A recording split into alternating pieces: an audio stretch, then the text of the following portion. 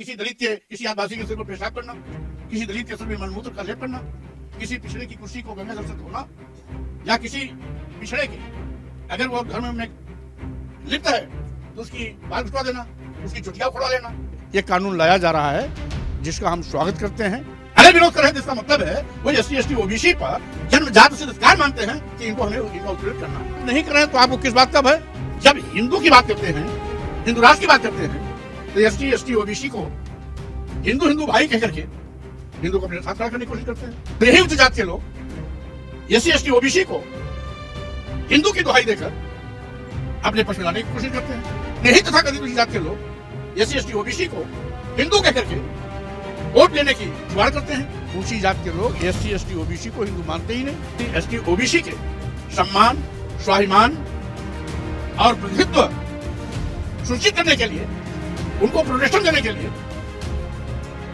यह यूजीसी 2026 विनियम कानून आ रहा है। उसका विरोध क्यों? धर्म, जाति, लिंग, जन्मस्थान के आधार पर कोई भेदभाव नहीं होगा। तो भेदभाव करने वाले लोगों के पेट में हाथ दर्द क्यों हो रहा है? अपनी जनता पार्टी के राष्ट्रीय अध्यक्ष और पूर्व कैबिनेट मंत्री स्वामी प्रसाद मौर्य जी हमारे साथ मौजूद हैं। विभिन्न विषय हैं, उन पे बात करेंगे। सर, यूजीसी कानून को लेकर देश में विवाद खड़ा हो गया है, सोशल मीडिया पटा पड़ा है, छात्र आंदोलित हैं, कोई विरोध कर रहा है तो कोई समर्थन कर रहा है। जो ये कानून आया है यूजीसी का यूनिवर्सिटीज़ के लिए, कॉलेजेस के लिए, इसको कैसे देखते हैं आप? पहली बात तो यूजीसी विनियमन 2026 का कानून संविधान सम्मत है और संविधान स्पष्ट रूप से इस बात का निर्देश देता है कि किसी भी व्यक्ति के साथ धर्म, वर्ण, जाति, पंथ, संप्रदाय, लिंग, जन्मस्थान के आधार पर भेदभाव नहीं होगा। देखा गया है कि विश्वविद्यालयों में बड़े पैमाने पर भेदभाव होता रहता है। जैसे assistant professor, associate professor, reader, professor की तैनाती में आजकल संविधान प्रदत्त आरक्षण को बिल्कुल खत्म किया जा रहा है। यदा कदा जब भी कोई सरकारी जगह आई, विज्ञापन में भी आरक्षण व्यवस्था का अनुपालन नहीं किया गया। यहां तक कि एडहॉक प्रोफेसर और गेस्ट प्रोफेसर में आरक्षण व्यवस्था लागू ही नहीं है।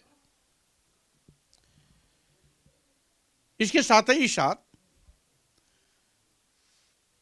पीएचडी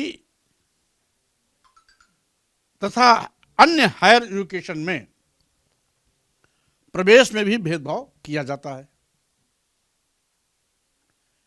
जैसे बीएचयू में 2023-24 के सत्र में आईएमएम के पोस्ट ग्रेजुएशन में 8 सीटें थी। टेस्ट में 8 बच्चे सिलेक्ट भी हुए। उन 8 छात्रों में से एक छात्र मात्र बैकवर्ड क्लास का था, 5वें नंबर पर। 5 के नीचे के 4 एडमिशन हो गए, 5 के बाद के 3 एडमिशन हो गए। 5वें नंबर पर जहां प्रजापति समाज का लड़का था, उसके आगे लिख दिया नॉट फाउंड सुटेबल, जिसको मैंने विधान परिषद में उठाया भी था। उसी बीएचयू में एक दूसरा प्रकरण अभी 2025-26 के सत्र में एक सोनकर समाज का लड़का, यानी शेड्यूल कास्ट का लड़का, जो पीएचडी एडमिशन में सेकंड टॉपर लड़का है, 7 बार लगातार जेआरएफ क्वालिफाइड किया है।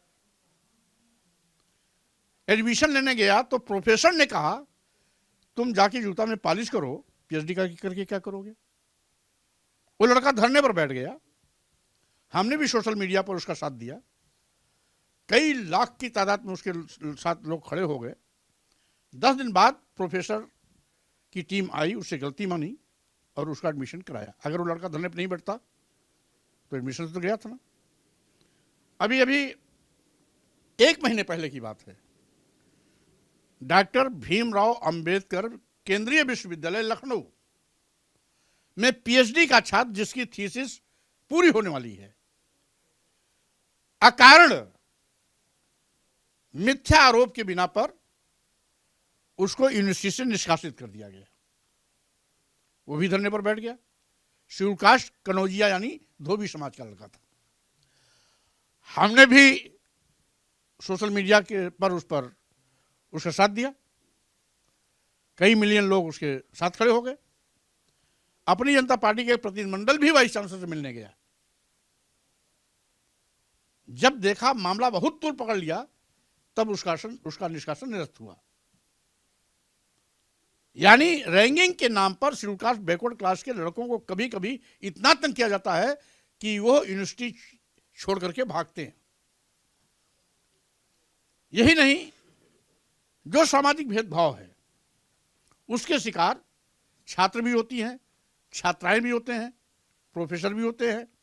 यहां तक कि आप ये भी जानते हैं, इसी भेदभाव के चलते मैंने कभी भाजपा में मंत्री पद से इस्तीफा दिया था। जब पूरे उत्तर प्रदेश में बिना किसी विज्ञापन निकाले एक लाइन का कैबिनेट प्रस्ताव आया कि चूंकि अनुसूचित जाति, अनुसूचित जनजाति, पिछड़े वर्ग के अभ्यर्थी उपलब्ध नहीं है, इसलिए उत्तर प्रदेश के सभी मेडिकल विश्वविद्यालयों, मेडिकल कॉलेजों में assistant professor, associate professor, reader, professor के रिक्त पद पर सामान्य लोगों से भर दिया जाए, जिसमें मैंने आपत्ति किया। जबकि उसको नियम था कि 3 बार विज्ञापन निकाला चाहिए। विज्ञापन में तीनों बार अगर अभ्यर्थी उपलब्ध नहीं होते तो इस प्रकार का प्रस्ताव होना चाहिए। एक बार भी विज्ञापन नहीं निकाला, 3 बार की तो बात जाने दीजिए। 69,000 शिक्षकों की भर्ती में 18,000 चयनित अभ्यर्थी अभी भी दर ठोकरे खा रहे हैं। तो स्वाभाविक रूप से अनुसूचित जाति, अनुसूचित जनजाति, पिछड़े वर्ग के छात्र छात्राओं के साथ, प्रोफेसरों में तैनाती के साथ किसी प्रकार का भेदभाव न हो, जाति आधार पर उनकी उपेक्षा न हो, प्रतिभा का हनन न हो, उनका उत्पीड़न और शोषण न हो, इसलिए यह कानून लाया जा रहा है, जिसका हम स्वागत करते हैं। रही बात आज जो तथाकथित श्रमण समाज के लोग हैं, तथाकथित उच्च जाति के लोग हैं, इसमें उनका कहीं कोई नुकसान हो ही नहीं रहा है। अगर विरोध कर रहे हैं तो इसका मतलब है वो एससी, एसटी, ओबीसी पर जन्मजात सिद्ध अधिकार मानते हैं कि हमें इनका उत्पीड़न करना है। भाई, उत्पीड़न करने वालों के खिलाफ ये कार्रवाई करने की बात की जा रही है। अगर उत्पीड़न आप नहीं कर रहे हैं तो आपको किस बात का भय, किस बात का डर? इसलिए यही ऊंची जात के लोग जब हिंदू की बात करते हैं, हिंदू राष्ट्र की बात करते हैं, तो एसटी, एसटी, ओबीसी को हिंदू हिंदू भाई कह करके हिंदू को अपने साथ खड़ा करने की कोशिश करते हैं। जब हिंदू, मुसलमान और मस्जिद मंदिर की बात चलती है तो यही उच्च जात के लोग एससी, एसटी, ओबीसी को हिंदू की दुहाई देकर अपने पक्ष में लाने की कोशिश करते हैं। जब असेंबली पार्लियामेंट का चुनाव होता है तो यही तथाकथित उच्च जात के लोग एससी, एसटी, ओबीसी को हिंदू कह करके वोट लेने की जुगाड़ करते हैं। लेकिन जब आज एससी, एसटी, ओबीसी के सम्मान, स्वाभिमान और प्रतिनिधित्व सुनिश्चित करने के लिए, उनको प्रोटेक्शन देने के लिए यह यूजीसी 2026 बीएनएम कानून आ रहा है, तो उसका विरोध क्यों? इसका मतलब है ऊंची जात के लोग एससी, एसटी, ओबीसी को हिंदू मानते ही नहीं। अगर हिंदू मानते होते तो विरोध नहीं करते। आज इस मौके पर उनका विरोध कर रहे हैं, इसका मतलब है अपने स्वार्थ के लिए एससी, एसटी, ओबीसी को हिंदू बनाते हैं। और जब एससी, एसटी, ओबीसी का स्वार्थ की बात आती है तो नीच हो जाता है, अधम हो जाता है, जानवर हो जाता है, उसको इंसान नहीं समझते। और एससी, एसटी, ओबीसी पर जो जन्मजात जुल्म जाति अत्याचार करना अपना जन अधिकार मानते हैं, वही इसका विरोध कर रहे हैं। कोई भी अच्छी सोच का आदमी इसका विरोध नहीं करेगा, क्योंकि इस कानून से उनका कोई नुकसान नहीं है, उनके हकों पर कोई प्रभाव नहीं पड़ रहा है, उनके सम्मान स्वाभिमान के भी खिलाफ नहीं है। ये तो उत्पीड़न में शामिल लोगों के खिलाफ कार्रवाई की बात करती है। जो निर्दोष है, जो सीधे साधे हैं, जो आम व्यक्ति है, उससे क्या मतलब इसका। अच्छा, ये बताइए, आप कह रहे हैं कि उच्च जाति के लोग जो हैं, जो दमन करना चाहते हैं, वो लोग उत्पीड़न कर रहे हैं, वही विरोध कर रहे हैं। आबादी पिछड़ों की, दलितों की अगर टोटल मिलाई जाए तो 85% है लगभग।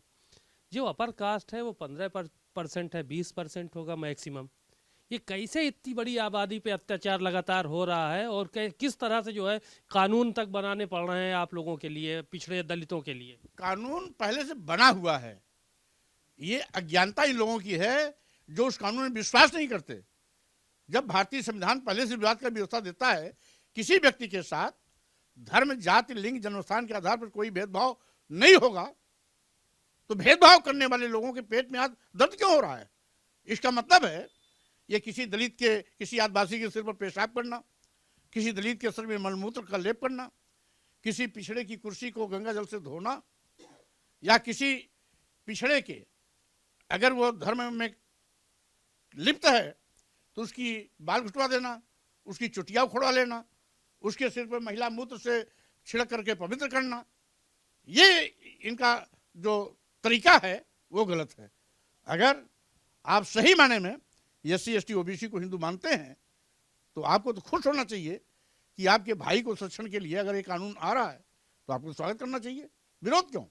इसका मतलब है ऐसे अराजक मानसिकता के, अपराधी प्रवृत्ति के लोग जो SC ST OBC पर जुल्म, जाति अत्याचार करना, शोषण करना, मनमाना करना अपना जन्म से अधिकार मानते हैं, वही लोग इसका विरोध कर रहे हैं। कोई भी अच्छी समझ का व्यक्ति इसका विरोध नहीं करेगा। एक सवाल और था, अभी मुक्तेश्वरानंद सरस्वती प्रयागराज में धरने पे बैठे हुए हैं, लगातार नहाने नहीं दिया गया। कुछ लोगों ने, मुख्यमंत्री ने बिना नाम लिए कालने में भी उनको कहा, वो भी लगातार पलटवार कर रहे हैं कि मुख्यमंत्री हिंदू ही नहीं है, और ये नहीं है, वो नहीं है। तो ये जो घटनाक्रम चल रहा है, इसको कैसे देखते हैं आज के परिप्रेक्ष्य में आप? देखिए, कई चीजें, आखिर आज शंकराचार्य का अपमान है, और भागवताचार्य, दो यादव बंधुओं को जब इटावा में सिर मुड़ाया गया, चोटी उखाड़ी गई, पेशाब छिड़क पवित्र किया गया, क्या वो अपमान नहीं था? तो आज अराजकता चरम पर है। शंकराचार्य तो बहुत बड़ी चीज है, एक अदले से व्यक्ति को भी इस प्रकार से अपमानित नहीं किया जाना चाहिए। और साथ ही साथ अगर कोई तीर्थ स्थान पर गया है तो उसको अपने धार्मिक कार्यों से नहीं रोका जाना चाहिए। अगर रोका जा रहा है तो इसका मतलब है सरकार अराजकता पर उतारू है। और रही बात कौन हिंदू है, कौन हिंदू नहीं है, ये विषय बहुत बड़ा है। अगर शंकराचार्य कह रहे हैं कि योगी जी हिंदू नहीं है, तो हम पहले से कहते हैं कि हिंदू धर्म ही नहीं है कोई। और अगर योगी जी एक बहुत बड़े मठ के महंत हैं, अगर वो हिंदू नहीं है तो SC ST OBC के लोग हिंदू कैसे होंगे? इसलिए आज हम धार्मिक बहस में नहीं जाना चाहते। इतना जरूर है कि अगर शंकराचार्य का अपमान हुआ तो इटावा के दो भागवताचार्य यादव बंधुओं का भी अपमान हुआ।